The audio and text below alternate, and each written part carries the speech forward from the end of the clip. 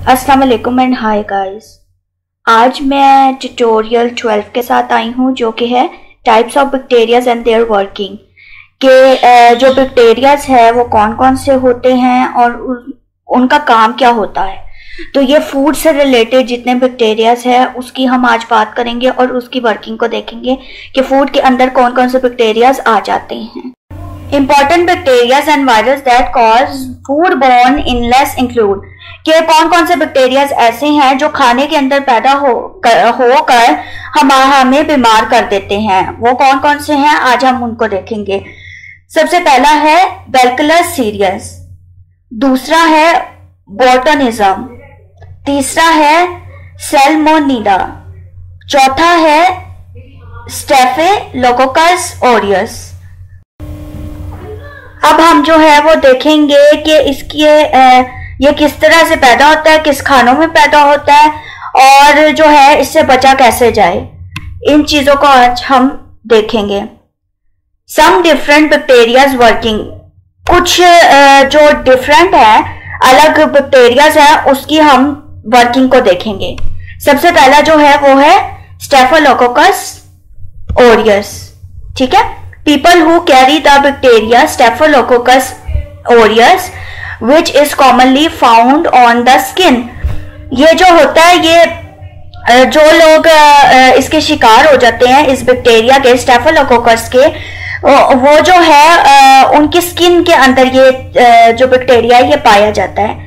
Can contaminate food if they don't wash their hands before touching it। कि ये जो है ये खाने को खराब कर सकते हैं अगर हाथ धोकर जो है वो खाना ना बनाया जाए तब। ठीक है, हमेशा जो है खाना, मैंने पहले ट्यूटोरियल में बताया कि खाना जो है वो हाथ धोकर बनाना चाहिए ताकि हमारे जो हाथ पे जर्म्स वगैरह होते हैं वो खाने के अंदर ना आ जाएं।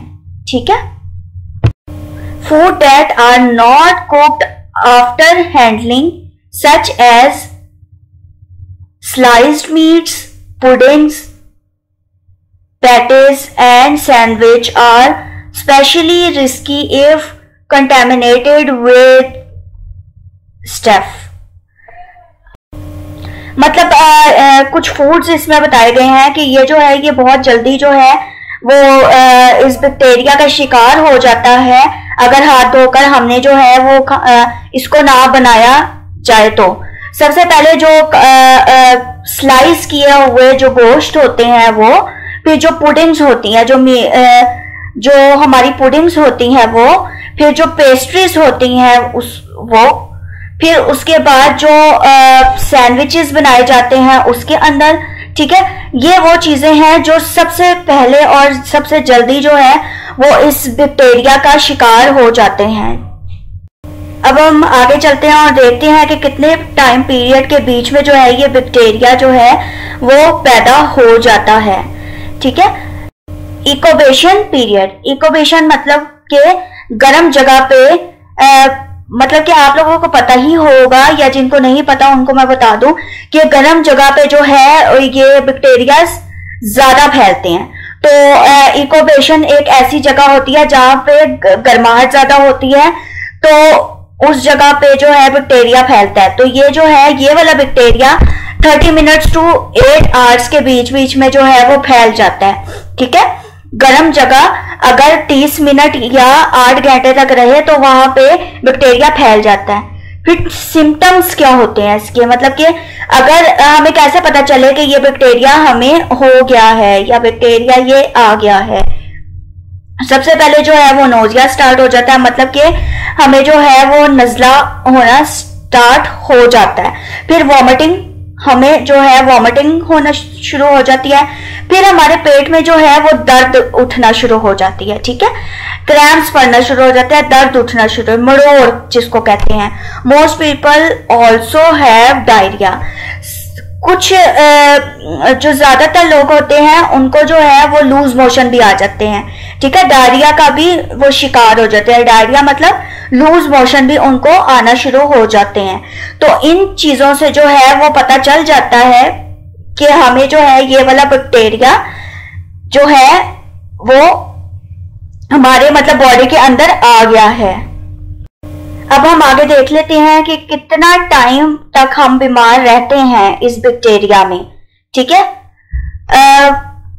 इस ड्यूरेशन ऑफ इलनेस, एक दिन इसकी ड्यूरेशन होती है, एक दिन के लिए हम इससे बीमार होते हैं। ठीक है, एक दिन से ज्यादा हम इसमें बीमार नहीं रहते। और इसके अंदर हमने क्या क्या प्रिकॉशंस करनी है जिससे हम इस बैक्टीरिया से बच सकते हैं। पहला है use of food thermometer and cook food to their safe maximum internal temperature. मतलब कि फूड का जो थर्मामीटर होता है उससे पहले उसको चेक करें कि क्या फूड का जो टेम्परेचर है वो वही है जो इस खाने का होना चाहिए। उसके बाद उसको उसी मतलब के टेम्परेचर पे बनाएं जिस पे उसको बनना चाहिए। ठीक है, तो ये जो है ये फिर बैक्टीरिया इसमें नहीं आएगा। दूसरा, कीप हॉट फूड्स हॉट, मतलब कि अगर गर्म खाना है तो उसको गर्म ही रखें। और कितने मतलब कि फ़ारेनहाइट पे रखना चाहिए, 140 फ़ारेनहाइट पे रखना चाहिए या उससे या हॉटर होना चाहिए। ठीक है, ये नहीं कि वो कोल्ड हो। एंड कोल्ड फूड्स कोल्ड, और गर्म खानों को गर्म ही ठंडे खानों को ठंडा ही रखना चाहिए। और वो कितने पे, 40 फ़ारेनहाइट पर होना चाहिए या ठंडा होना चाहिए। वो ये ना हो कि जी वो ठंडा खाना गर्म हो और गर्म खाना ठंडा हो, तो ऐसे बैक्टीरिया हो जाएगा। तो इसको अगर इससे बचना है तो गर्म खाने को गर्म और ठंडे खाने को ठंडा ही रखना चाहिए। फिर उसके बाद थर्ड जो है, store cooked food in shallow containers and refrigerate within 2 hours. ठीक है, जो कुक्ड हमने फूड किया है, जो हमने खाना बनाया है, उसको जो है कंटेनर के अंदर, मतलब कि एक बाउल के अंदर या जो कंटेनर जो बंद होता है ऊपर से ढक्कन जिसका, उसको मतलब उसके अंदर रखना है। और फ्रिज के अंदर हमने 2 घंटे के लिए इसको रखना है। और 1 hour if it's hotter then 90 Fahrenheit outside. अगर जो है 90 फ़ारेनहाइट है टेम्परेचर बाहर, तो हमने जो है उसको 1 घंटे के लिए जो है वो हमने रखना है। ठीक है, फिर उसके बाद जो चौथा है वो है wash your hands for 20 seconds with soap and water before, during and after preparing food and before eating। हमने जो है अपने हाथ को 20 सेकंड के लिए धोना है साबुन से। ठीक है, खाने को बनाने से पहले, खाने को बनाने के बाद और उसको खाने से पहले। ठीक है, ताकि जो है ये बैक्टीरिया हमें जो है वो बिल्कुल भी कोई भी बीमारी पैदा हमारे में ना कर सके। फिफ्थ क्या है, do not prepare food if you are ill with diarrhoea और वॉमिटिंग। ठीक है, इसके अंदर कहा है कि आपने खाना नहीं बनाना अगर आप बीमार हैं या आपको लूज मोशन लगे हुए हैं या आपको वॉमिटिंग आ रही है। ठीक है, और 6 क्या है, wear gloves while preparing food if you have wounds और इन्फेक्शंस ऑन योर हैंड्स और रेस्ट। मतलब कि आपने जो है ग्लव्स पहनने हैं खाना बनाने से पहले। अगर आपके हाथ पे छाले हैं या आपके हाथ पे कोई भी इन्फेक्शन है, ठीक है, या आपके जो बाजू है उसके ऊपर कोई भी इन्फेक्शन है, तो आपने जो है ग्लव्स पहन के खाने को बनाना है। अब दूसरे बैक्टीरिया को देख लेते हैं, बैसिलस सीरियस। अब इसके अंदर क्या है, ये किससे पैदा होता है, अब variety of foods particularly rice and leftovers as well as sauces, soups and other prepared foods that have set out too long at room temperature। मतलब कि ऐसे खाने जो कि खास तौर पर जैसे कोई चावल हो गए या बचा कुचा खाना हो गया या कोई सॉसेस हो गए, सूप्स हो गए, ठीक है, या कोई ऐसा खाना जो हमने बनाया हो और बहुत देर तक जो है वो बाहर, मतलब कि फ्रिज से बाहर पड़ा रह गया हो। ठीक है, तो ऐसा खाना जो है उसके अंदर ये बैसिलस सीरियस जो बैक्टीरिया है ये आ जाता है। ठीक है, तो अब आगे देखते हैं कि इससे बचा कैसा जाए। एक्यूबेशन टाइम, इसका जो टाइम होता है जैसे इसके अंदर बताया गया, डायरिया इसके अंदर होता है, मतलब कि लूज मोशन हो जाता है, और जो लूज मोशन होता है वो 6 से 15 घंटे तक रहता है। ठीक है, 6 से 15 घंटे तक।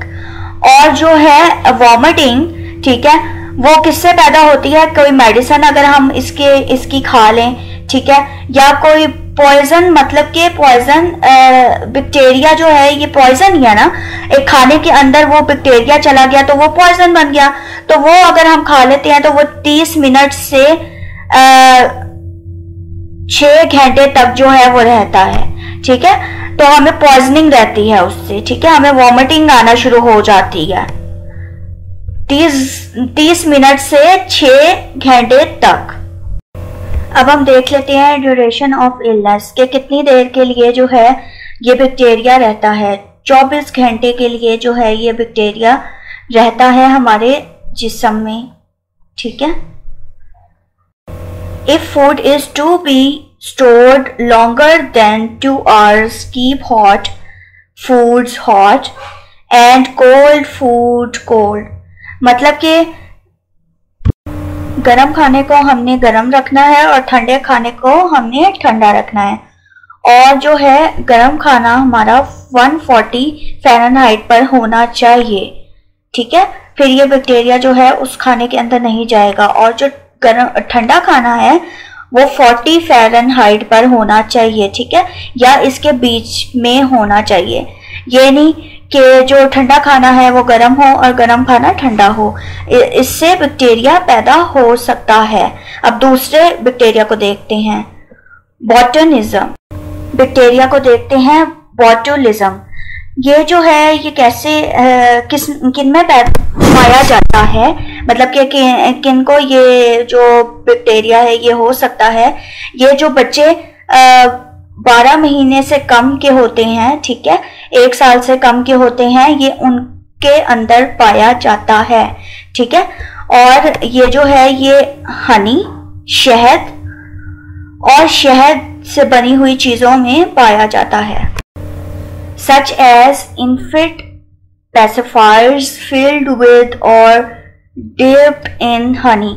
कुछ जो चूसनियाँ होती हैं, pacifiers मीन्स चूसनियाँ, कुछ जो चूसनियाँ होती हैं उसके अंदर जो है वो हनी से बनी होती हैं। मतलब कि वो ये नहीं कि हनी से बनाई जाती हैं, बल्कि लेकिन उसमें ये होता है कि वो जो चूसनियाँ होती हैं उसको हनी के अंदर डिप किया जाता है, या जो चूसनी के अंदर है वो हनी डाला जाता है। ठीक है, तो ये जो है इसके अंदर बैक्टीरिया पैदा हो जाते हैं। बोटुलिज्म वाले जो बैक्टीरिया है वो इसके अंदर आ जाते हैं। ठीक है, उसके बाद दूसरा जो है वो है इन्फेंट्स। वो ये है कि जो है इन्फेंट्स, चिल्ड्रन एंड एडल्ट्स।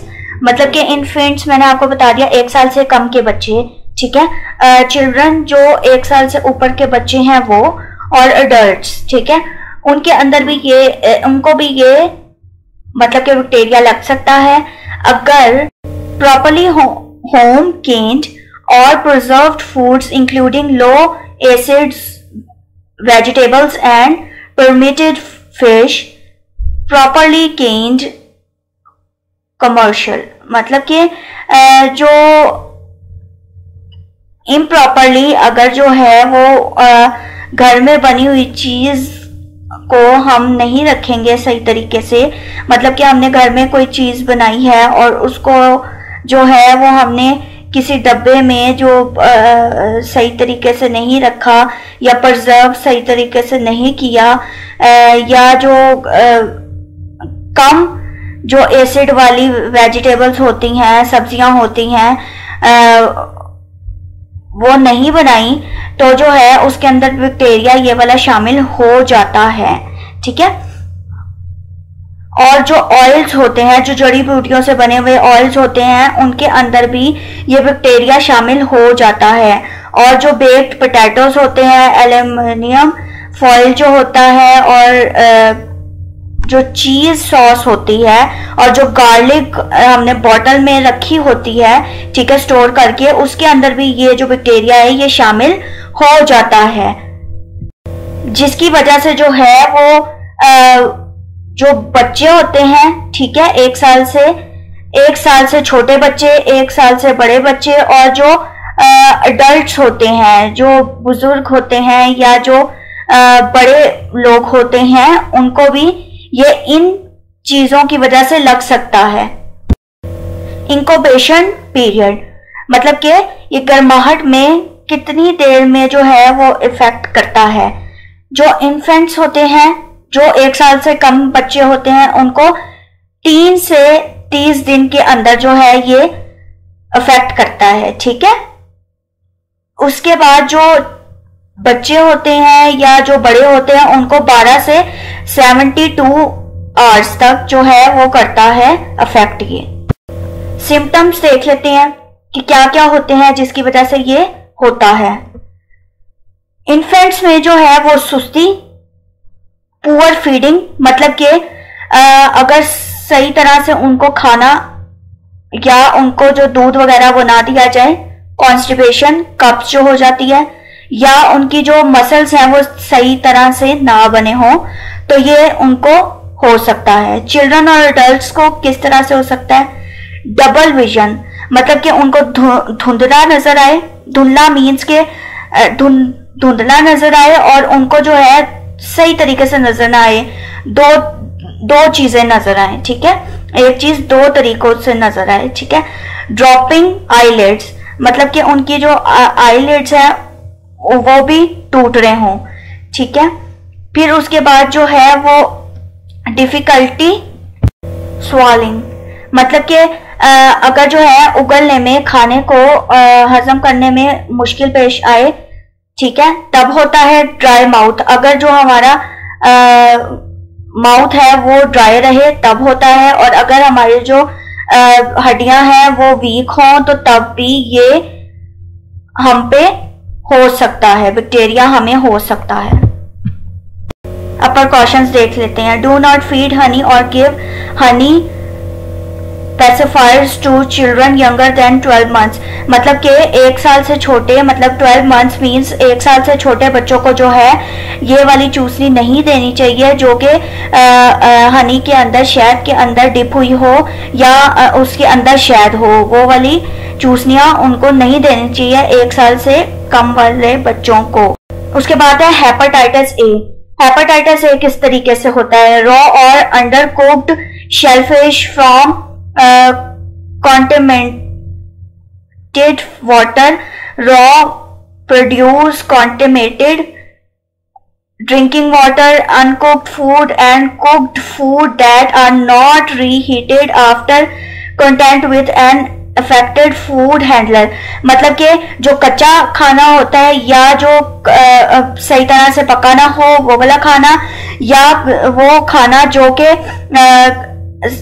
साफ पानी से ना बना हो, ठीक है, वो वाले खाने से हमें हो सकता है। एक और चीज है कि जो पानी हम पीते हैं, जो गंदा पानी होता है, वो अगर हम पी लें तो उससे भी होता है।